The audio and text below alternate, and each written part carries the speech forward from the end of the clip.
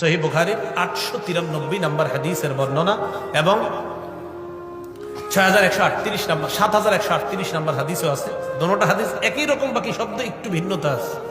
ক্বালা রাসূলুল্লাহ সাল্লাল্লাহু আলাইহি ওয়াসাল্লাম, নবীজি সাল্লাল্লাহু আলাইহি ওয়াসাল্লাম বলেন, কুল্লুকুম রাঈন ওয়া কুল্লুকুম মাসউলুন আন রাইয়াতিহি, তোমরা সবাই দায়িত্বশীল, তোমাদেরকে তার দায়িত্বের ব্যাপারে জিজ্ঞাসা করা হবে।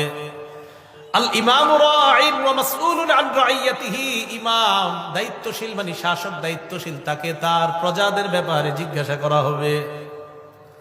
ওয়ার রাজুলু রাঈন ফি আহলি বাইতিহি, বাবা যারা আছেন তারা শুনেন, পুরুষ যারা আছেন তারা শুনেন, প্রত্যেকটা পুরুষ সদস্য রাঈন ফি আহলি বাইতিহি, পরিবারের দায়িত্বশীল, ওয়া মাসউলুন আন রাইয়াতিহি, যারা ঘরের দায়িত্বশীল আছেন, আপনাকে আপনার বিবি, আপনার ছেলে মেয়ে, আপনার পরিবারের ব্যাপারে আল্লাহর কাছে আপনাকে জিজ্ঞাসিত হতে হবে।